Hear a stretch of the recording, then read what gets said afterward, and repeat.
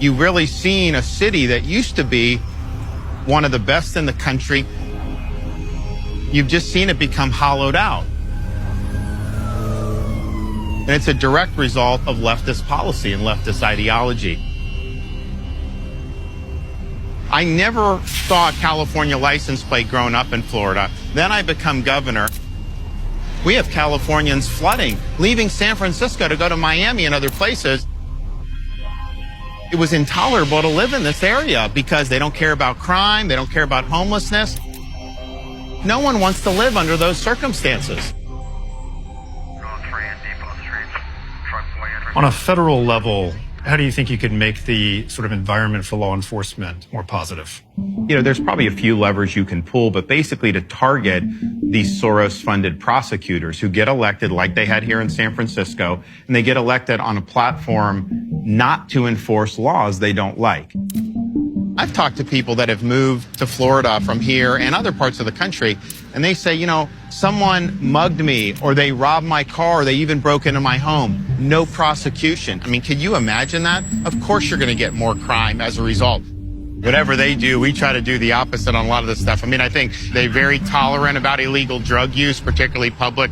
We will not countenance that. And then their approach to criminal justice has been a total disaster. Right here, the Nancy Pelosi Federal Building, in their front lawn, we've seen a lot of really young drug addicts here.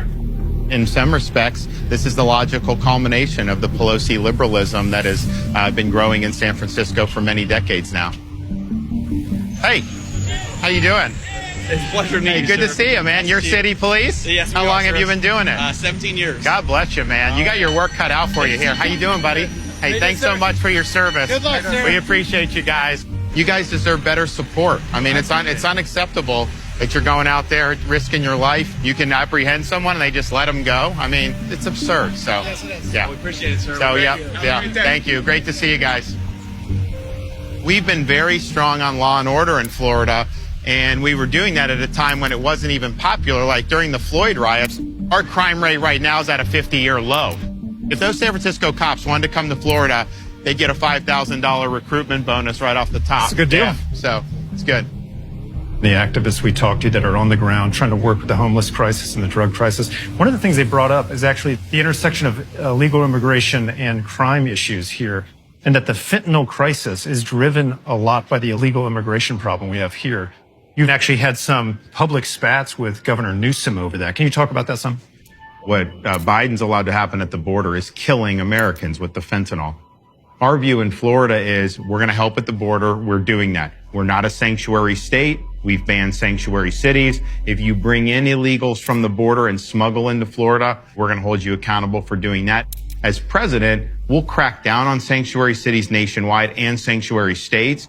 We can withhold funding or whatever. We'll pull every lever that we have, and we'll marshal all the assets, military, civilian, you name it.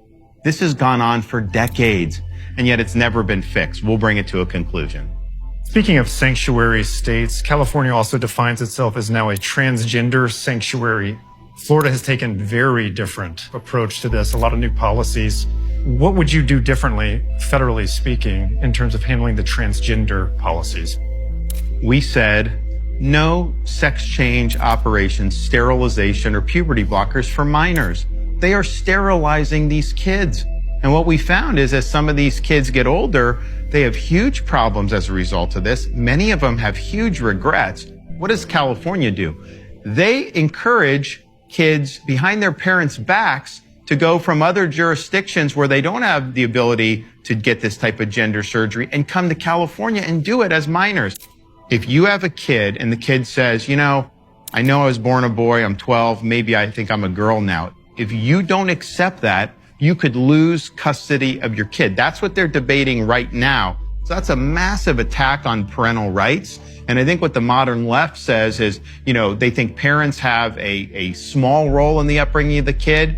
And if there's a clash between leftist ideology and parental rights, they want the leftist ideology to trump the rights of the parents. In Florida, we completely reject that.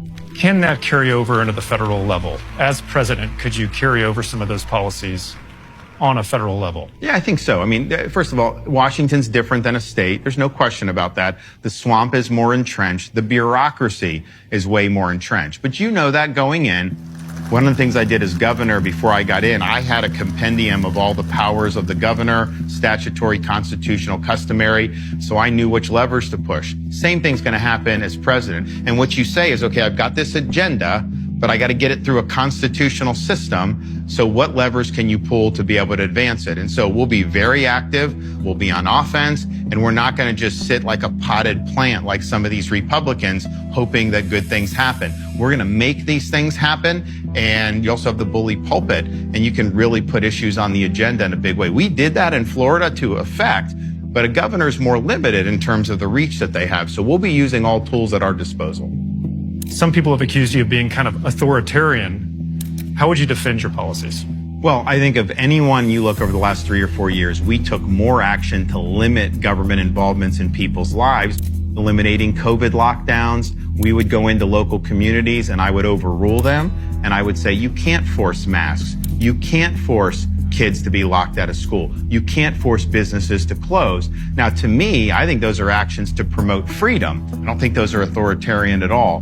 Now, I think what some people get frustrated with on the left is we have a lot of success enacting policies, but I'm getting this stuff through the legislature. So that's the way the constitutional system works. We say we want a parent's bill of rights. We work with the legislature. They deliver it, put on my desk, I sign it. We say parents' rights in education, that we fought Disney over to say no gender ideology in the schools.